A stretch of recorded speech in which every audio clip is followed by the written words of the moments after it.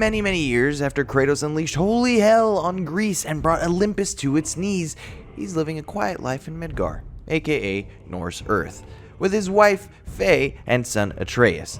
The game begins shortly after Faye's death as Kratos and Atreus prepare to fulfill her final wish. She wants her ashes to be spread at the highest peak of the 9 realms. Before their departure, a mysterious man confronts Kratos and aggressively provokes him to a fight. The stranger has godlike powers, but ultimately gets his ass kicked. Kratos snaps his neck and gets on with his day.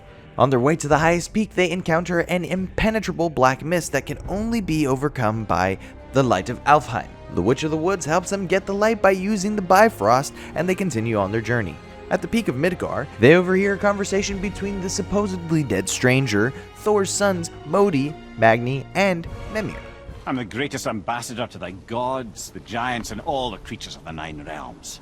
The stranger that Kratos thought he killed at the beginning of the game turns out to be Baldur, the god of light and purity in Norse mythology. Not so much light and purity coming from this fellow. Once they leave, Kratos and Atreus speak to Mimir, who informs them that they are in the wrong place. She wanted us to spread her ashes on the highest peak in all the realms. Oh, then you've come to the wrong place, little brother. The highest peak in all the realms is not here in Midgard. It's in Jotunheim, realm of the giants. No!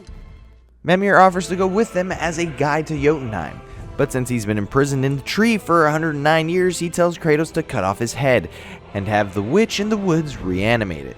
The witch initially refuses to revive Mimir, recognizing and despising him, but she eventually gives in. Oh. Hello, Freya. Been a long time. You look well. What I did for them. As far as I'm concerned, death suits you better. I'd bow if I could, Your Majesty. We find out that the witch is actually the goddess Freya, causing Kratos to distrust her for concealing her identity and for being a goddess. But Freya and Mimir warn Kratos that he should tell his son about his godhood, or it might harm him in the near future. On their quest to open the portal to Jotunheim, the trio is ambushed by Modi and Magni. A tense fight ensues, resulting in Kratos killing Magni and Modi running away, but returning later to avenge his brother.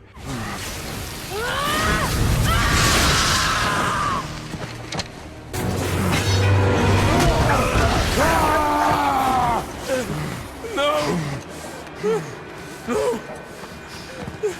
This isn't over!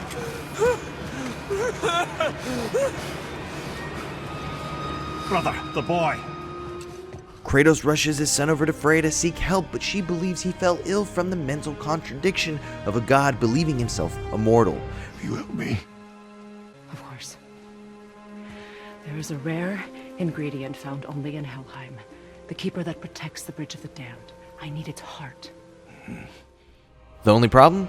His axe will be worthless in Norse hell and must find another weapon. Kratos returns home to unearth his Blades of Chaos.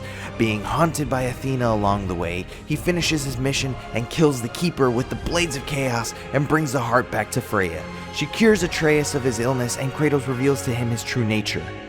When I came to these shores, I chose to live as a man. But the truth is, I was born a god. And so were you.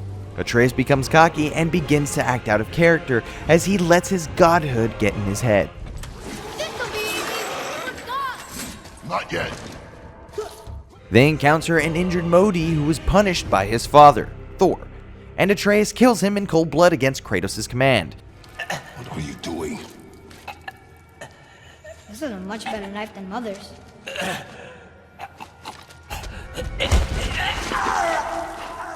Kratos chastises him and calls him boy 100 more times until Atreus realizes he was wrong. At the portal to Jotunheim, the trio are once again attacked by Baldur, destroying the portal in the process.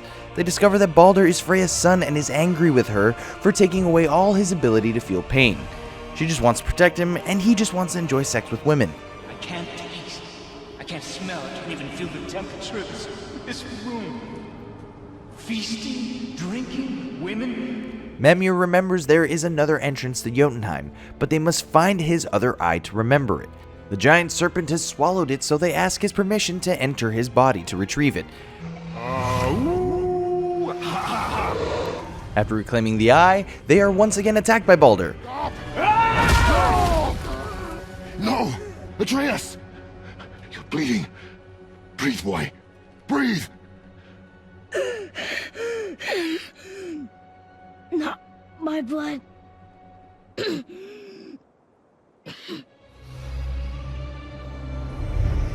The mistletoe breaks Freya's spell on him.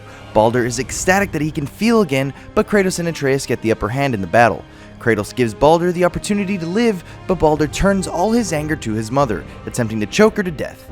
Kratos intervenes and kills Baldur. Must be better than this.